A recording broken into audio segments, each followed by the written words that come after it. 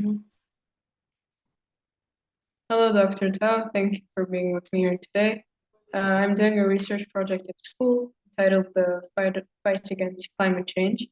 Mhm. I'm mainly focusing on government action, NGOs, and some individuals stuff. I'm in the 10th grade of Mukhtar Sebastian Complex, and we had to do a yearly research. Seeing as climate change is a relevant topic nowadays, I picked it and came across MEER. So if you could tell me a bit about yourself, MEER, and then we can get into questions. Yeah. First of all, thank you for reaching out to speak with me, and I'm happy to hear that 10th graders these days are concerned about this important topic. So I myself am an engineering scientist. I'm trained in the physical sciences, material science. I did a lot of research in nanoscale imaging, so I learned to fabricate different devices at the really small length scales. And the pursuit that I was, undertaking back then is for some fantastic diagnostic instruments that could be useful, a couple of decades from now. But when I stumbled upon climate science and the literature on global warming, it seemed pretty dire, and we probably don't have, several decades to just fool around. And we need to really take action, and we need all hands on board. That's why I decided to leverage my learning and my experience to also tackle this important challenge. So that's how I started to look into global warming and how nanoscale engineering can be applied to solve some of the major challenges. So that's how the origin of MEER. And specifically, we're trying to basically slow down the rate of heat generation at the planet's surface. So heat is generated when sunlight reaches Earth, at different levels in the atmosphere, on the ground. Most of it is, absorbed at the surface level on the ground or in the oceans, at the surface of the planet, basically. And if we can reduce how much heat is created at the surface, then the planet would have less heat to get rid of in order to stay at some sort of thermal equilibrium.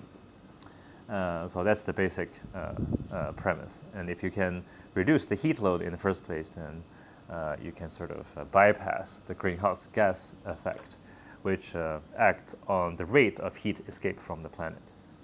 And the general motivation of looking at heat generation rather than encouraging heat to escape is that the process of opening up the atmosphere by cleaning out the greenhouse gases is really energy intensive, and humanity does not have the energy nor the time to affect the cleaning process of the pollution that's already out there in time in order to address global warming. So that's why addressing heat generation is the only feasible approach currently. So let me know if there's anything that's not clear. How did you come up with the idea for MEER? I think I was, sort of inspired by my original field of, material science and nanoscale engineering, and like the wonders of the modern age, like computers, cell phones, etc., the computational power. They're all based on downscaling things and packing many, many more small things of finely defined structures onto ever smaller surface areas. And in doing so, you, increase your computational power while using less materials, less space, and less energy. So one of the major advantages of, or afforded by modern fabrication technology is the ability to make very small things that have a lot of functionality. And one very commonly used technique in this fabrication process is the deposition of thin film materials of different physical properties, such as light reflection. You can basically achieve more or less close to 80 to 90% reflection of solar spectrum using just some tens of nanometers of metallic materials. And as a comparison, that's like more than on the order of a millionth the thickness of your hair. So that's some very small length scales indeed. And when you only have a very little material, then you can aspire to make huge quantities or huge surface areas of your active surface in order to perform the functions you want. And what many people forget in the global warming fight is that we're dealing with a huge, gigantic problem. So we need to be able to make whatever it is, we need to make a lot of things very quickly and with very low cost and very little material load, and also using very little energy. And many people get hung up on this. They try to pursue complicated solutions that, yes, they may look nice on paper. It's good, to impress your colleagues with, but when it comes to scaling for a global solution, they most often fall short of what's required. So you talked a bit about how it works and some stuff about efficiency. So how efficient is your project? Yes, so efficiency measured by different metric, as we alluded to. There's the material efficiency, and there's the energy efficiency, but of course there's also the time component, how quickly the thing can be scaled up. So the central metric I think many people have not grasped is a minimum level of energy efficiency for any proposal that needs to achieve in order to be considered a valid candidate for climate solution. And this minimum efficiency is dictated by basically two facts. Fact number one is that global warming power is on the order of 1,000 terawatt. So 1 terawatt is 10 to the 12th watt. So 1,000 terawatt is roughly 10 to the 15th watt. And this energy imbalance describes how much light is being absorbed on the planet minus how much heat is able to escape from the planet for any given second. So every second we're gaining a surplus of 10 to the 15th joules. And regardless of how you approach solutions to global warming, we need in the end to be able to stop this excess accumulation of energy, which invariably will drive a heating of the enclosed system that is the Earth, the surface and biosphere and oceans. So in order to do that, to do any cooling, we need to do something, and when you want to do something, there's always an energy cost. So we can ask ourselves, what kind of cost are we able to afford? And we're talking about energy, so humanity as a whole has access to a certain amount of energy, and that energy is 18 terawatt, meaning every second humanity can have at its disposal 18 times 10 to the 12th watts. So that's much, much smaller than 10 to the 15th, which means for every joule or every unit of energy currency you decide to spend, you have to be able to purchase a lot of cooling benefit. So simply taking a ratio shows that if we decided to use all of our currency to do cooling, we need a return of 100 times for every joule we spend. But obviously we cannot just do cooling, because most of energy is spent doing other things that sustain life. So let's say we have the foresight of using 10% of the energy for cooling, then we need the efficiency to be at least a 1,000-fold. So for every joule we spend on cooling, we need to be able to remove 1,000 joule from Earth. And that's a very stringent criterion that essentially all of the climate solutions that you hear about fail to achieve. So by this metric, it's quite clear that there isn't any solution that qualify as a climate solution. Before concepts such as MEER and other approaches that tackle solar radiation directly. Yeah, so I will just leave at that. The material efficiency side is really case specific and very engineering case specific. Discussion will be different even for different approaches within MEER itself. But this energy metric is sort of a universal metric that can be applied to not only MEER, but anything under the sun. So how long have you been developing MEER, and what's been the biggest challenge that you faced during the process? Well, the conceptualization started back in 2018, so it's about 5 years roughly. The biggest challenge is not really figuring out the science or the engineering itself.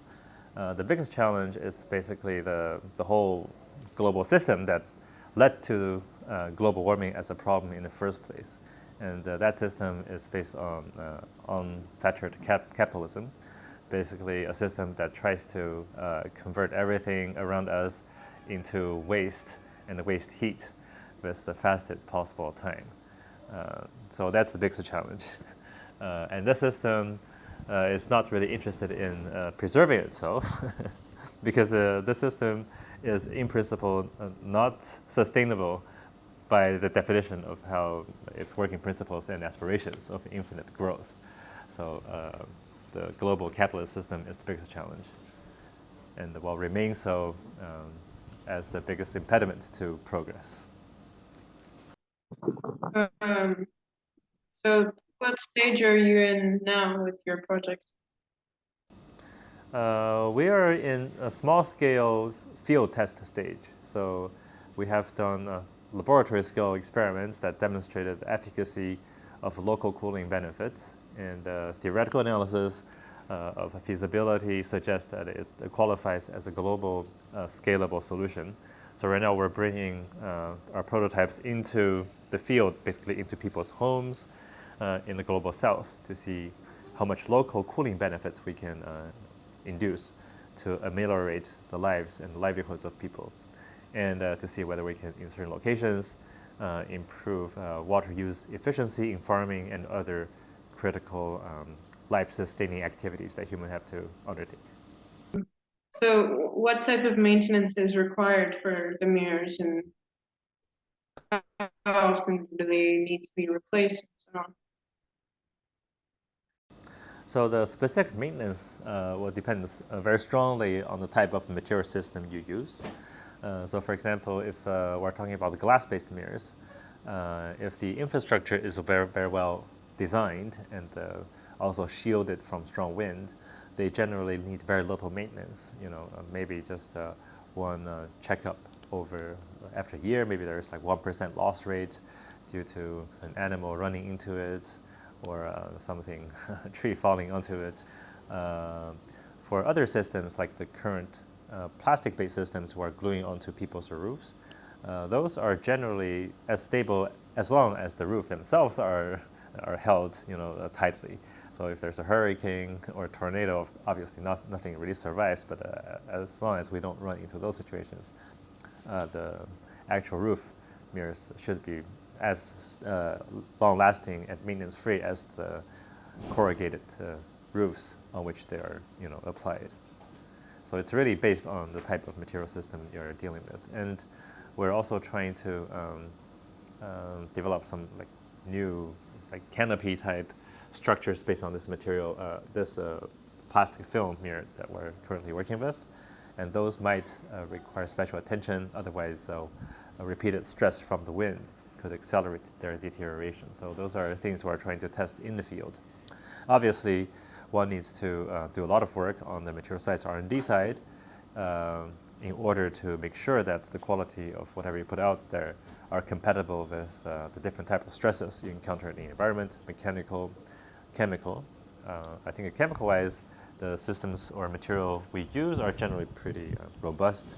They're based on mostly aluminum oxide, silicon dioxide, which is glass, and also PET plastic, which lasts for decades in the environment, and that's the source of, or partially source of the ocean plastic problem. So they're quite durable.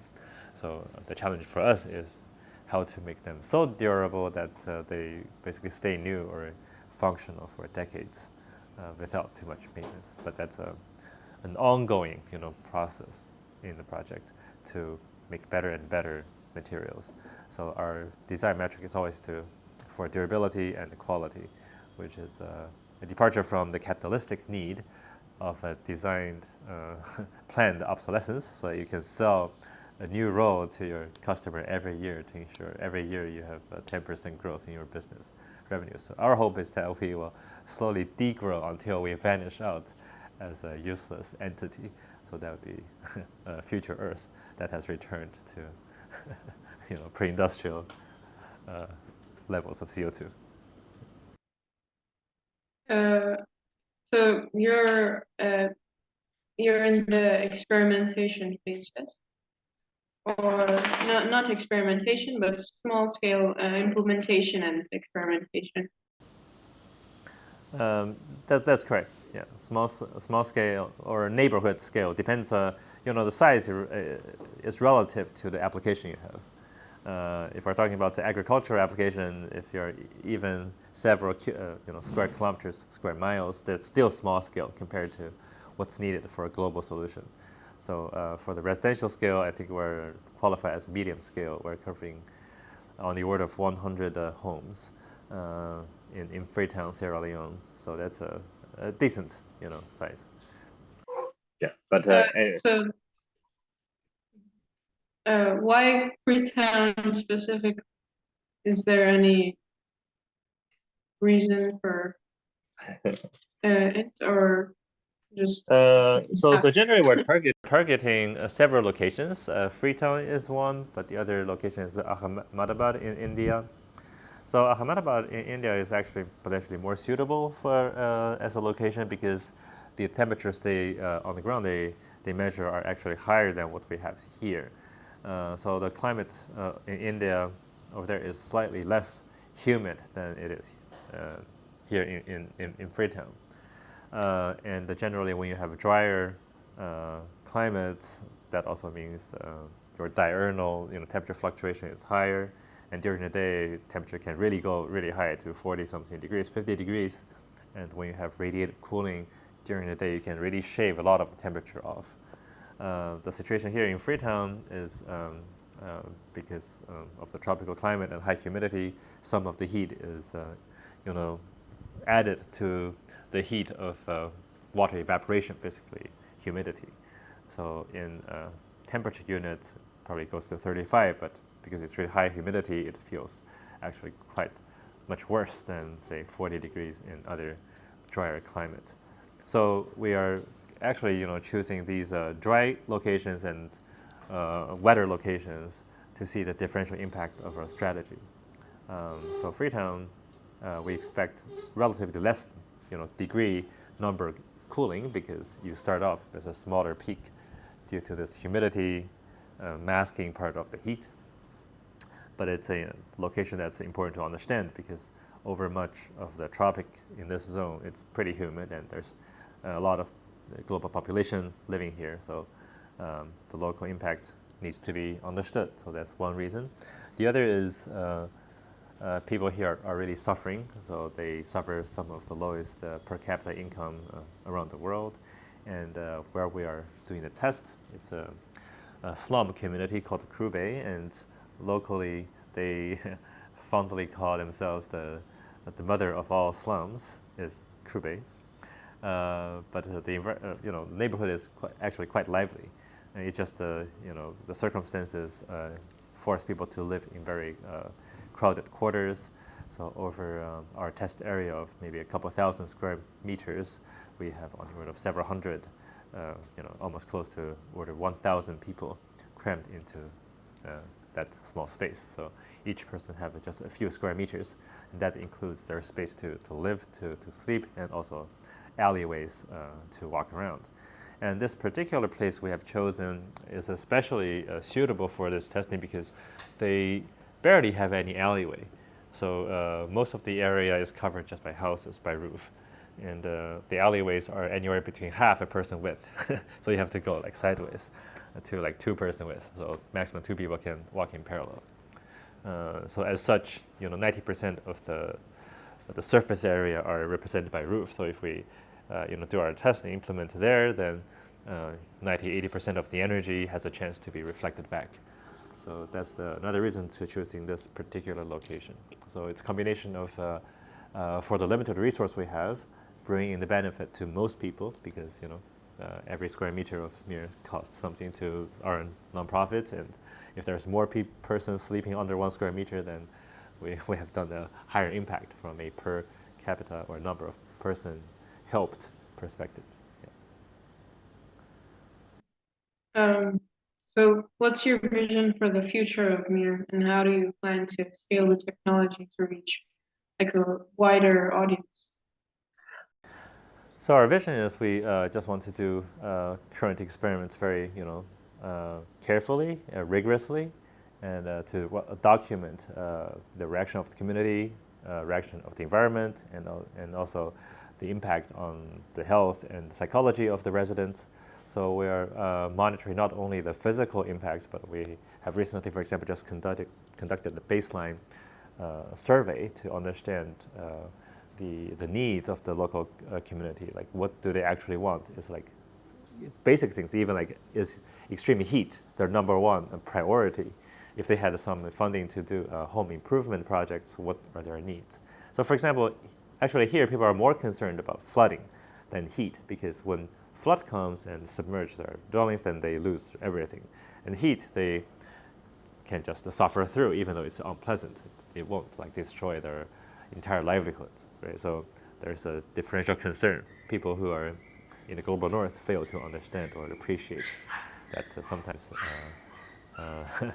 the different circumstances people are in. So in terms of the next steps, of course, getting good data, good understanding of impact, and adjust our strategy and our design accordingly, constantly evolving, and not just be stuck on one road, and constantly taking in new information, reinventing the technology ourselves, and also educating people about it in the process, spreading not only the science, not only the the importance of energy, having enough energy to do your climate solution, these kind of basic knowledge, in interacting with youth like yourself and your comrades at school.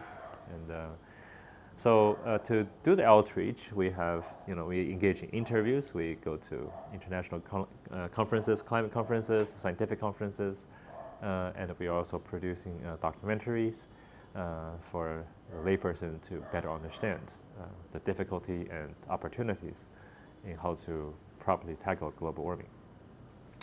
And then eventually we hope to attract enough attention to have the funding to do more intensive R&D on the material science side, so that we can really produce high quality reflectors at as little cost and using as little material as possible, in order to, in the ideal case, transform your city waste into reflectors that can be add value to people's lives.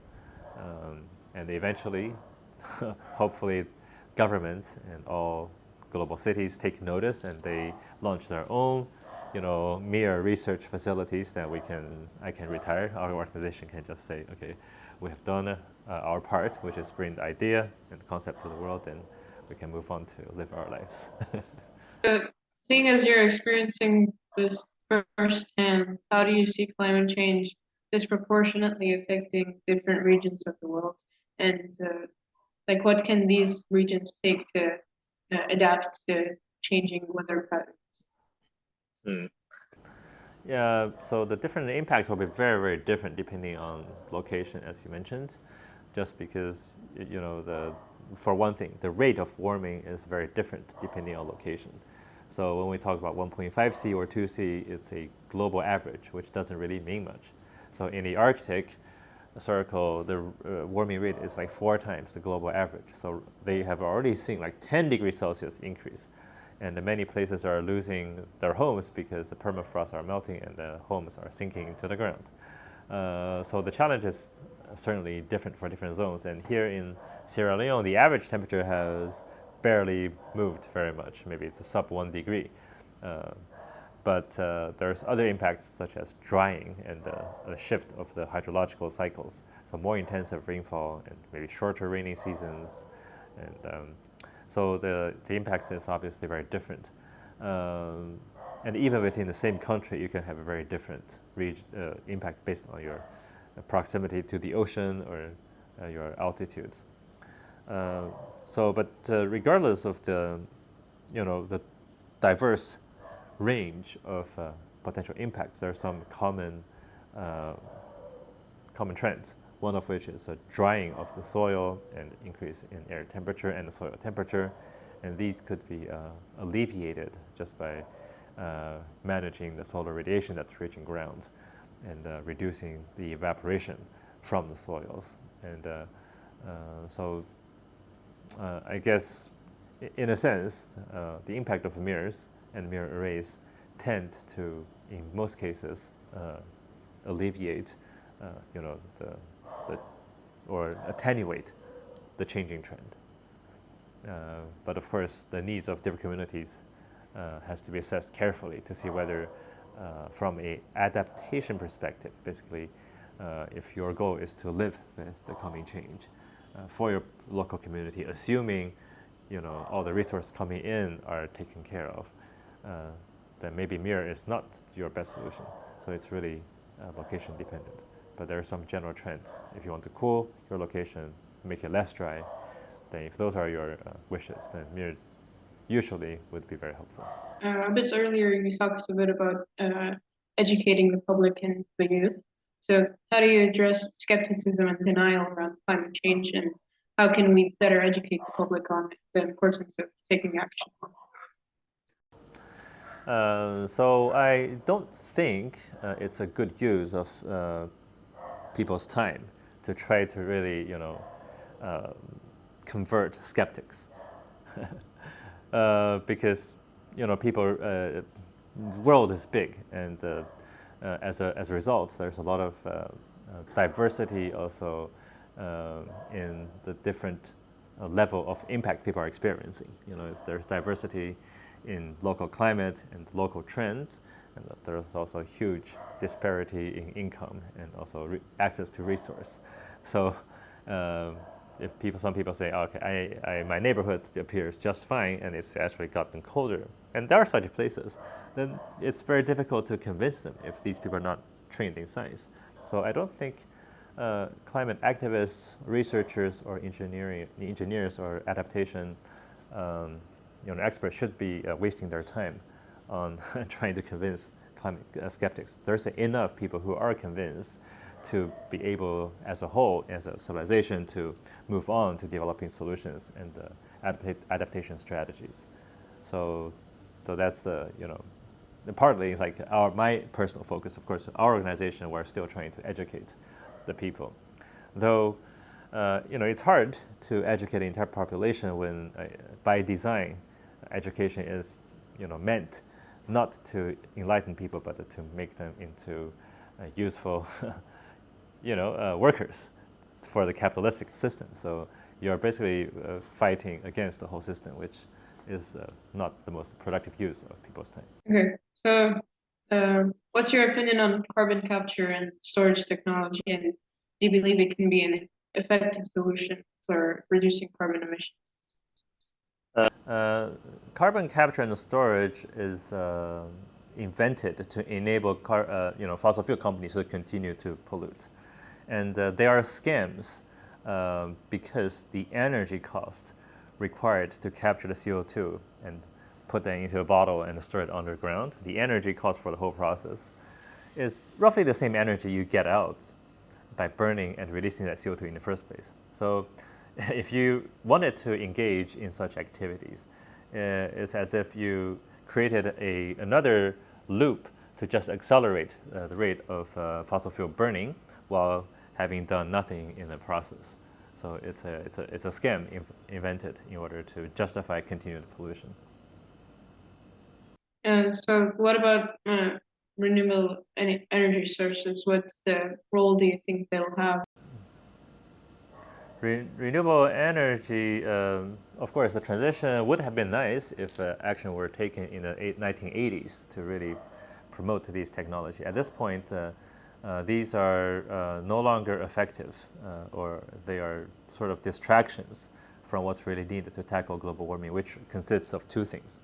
One is to really downsize the economy and the planned way to, learn to live with fewer and less resources, while at the same time prioritizing energy and resource to tackle global warming, to really stop further deterioration of the ecology due to increasing global temperatures and also melting of critical cryosphere components. So these two are absolutely necessary, and the most important is developing scalable methods to keep the planet from warming more, and secondly, to learn to live with much less than what we're spending. Roughly, we have to spend only 10% of what we're currently spending in order to have a chance for moving into a sustainable future. So renewable energy have several issues. One is that it's too little too late. So even if they were to be 100% implemented yesterday, it's still insufficient to stop warming beyond 3 degrees Celsius. And the reason is that the warming of planet has a delay from the moment you emit your CO2 versus the time when the Earth has come to thermal equilibrium as a result of your CO2 emissions. And the current amount of CO2, if we were to hold it constant, by the end of the century, we'll be seeing about 4 degrees Celsius of global warming. And if we were somehow able to hold it constant over much longer timescales, then we will be seeing on the order of 10 degrees Celsius warming after several thousand years. So there's a very recent paper or manuscript that's being published by the group of Dr. James Hansen from Columbia. So he was the first scientist to testify before U.S. Congress in the 80s against fossil fuel companies and to discuss the impact of global warming and also sea ice melting. And their latest results suggest that the sensitivity of the Earth's temperature to CO2 is much higher than bodies like the IPCC, International Panel on Climate Change, is suggesting by roughly another 50% or so. And the IPCC results are not really trustworthy because the mandate is to have a short-term prediction to inform policy in years and decades ahead. But the Earth system evolves over much longer timescales, and over more than a few decades to a century, the response of the Earth will continue to warm with the current levels of CO2. So for that reason alone, renewable energies are pretty much irrelevant as far as if your goal is to stop global warming. Of course, it's somewhat relevant if you want to avoid even worse outcome millennia from now. But the thing is, humans will have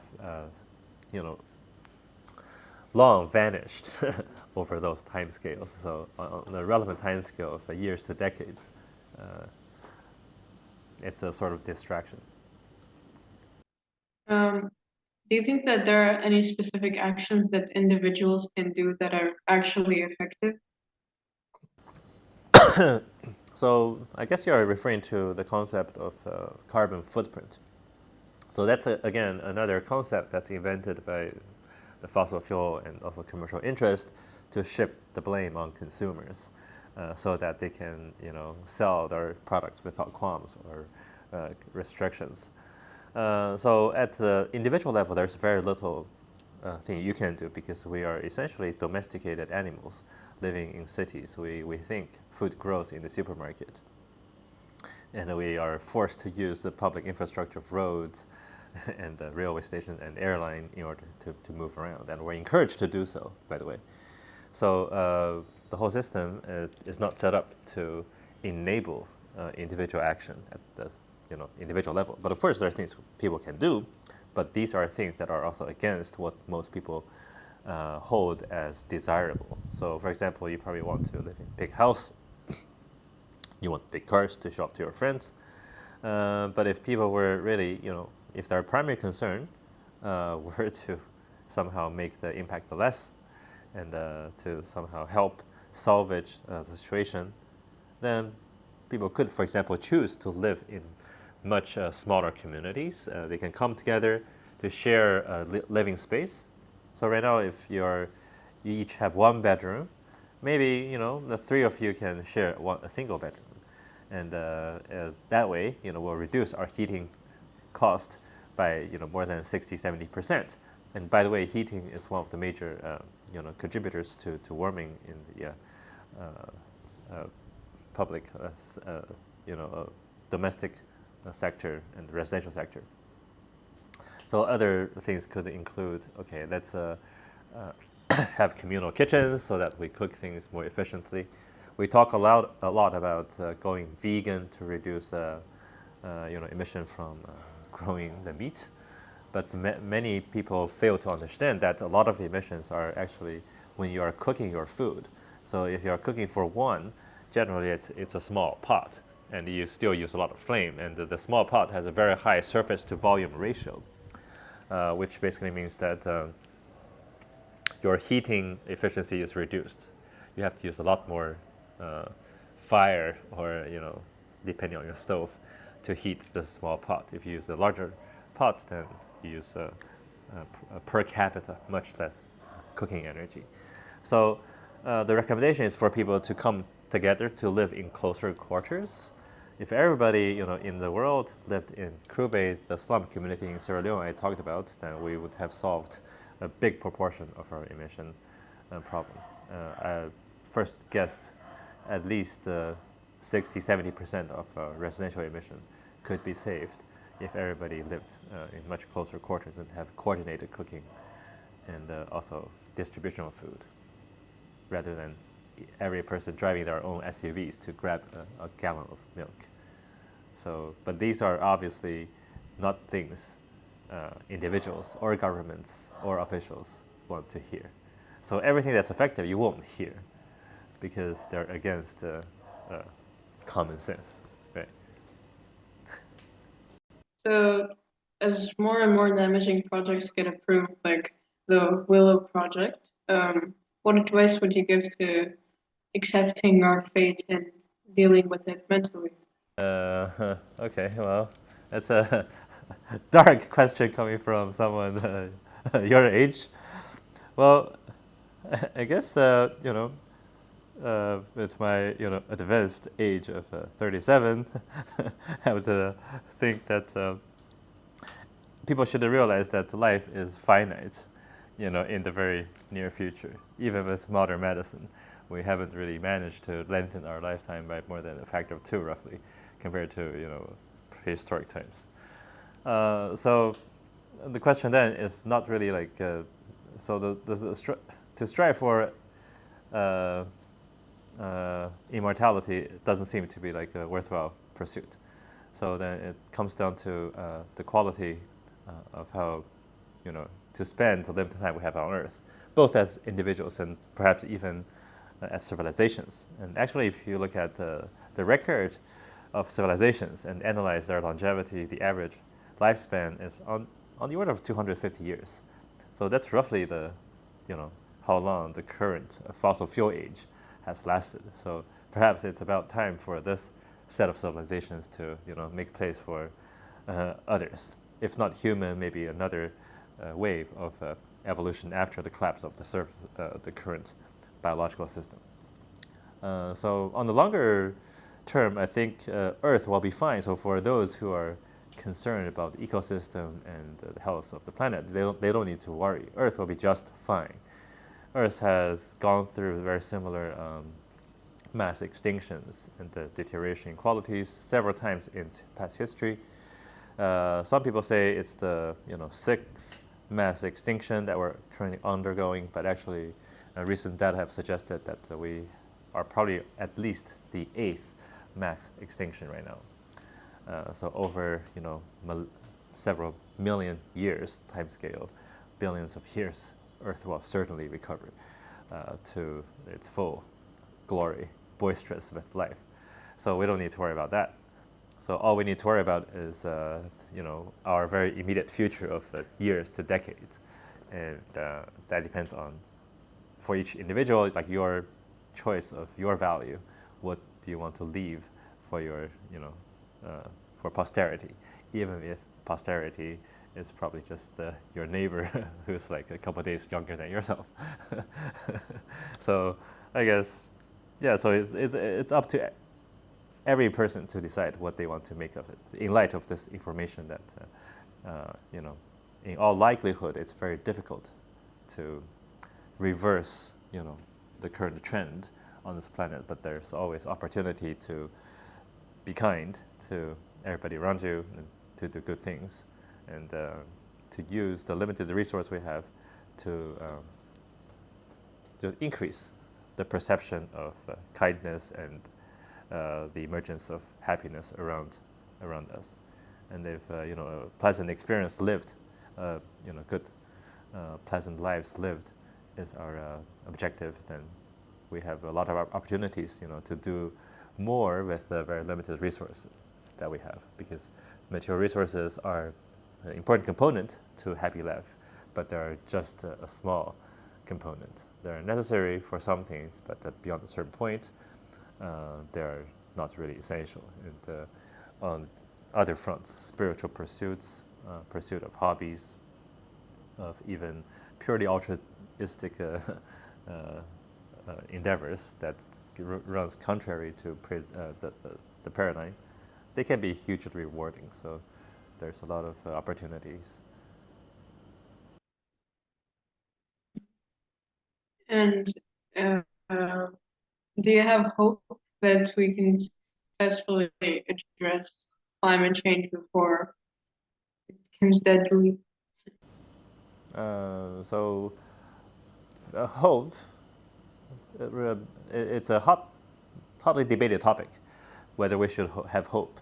And most people think it's very important to have hope, even if hope are not founded on any reasonable sets of assumptions or observations.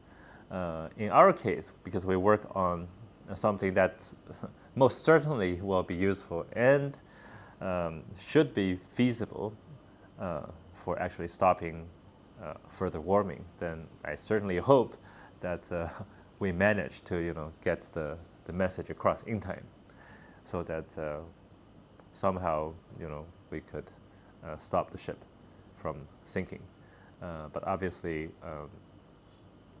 the level of education, the general average globally, may not be compatible with people really being galvanized or being excited about such solutions.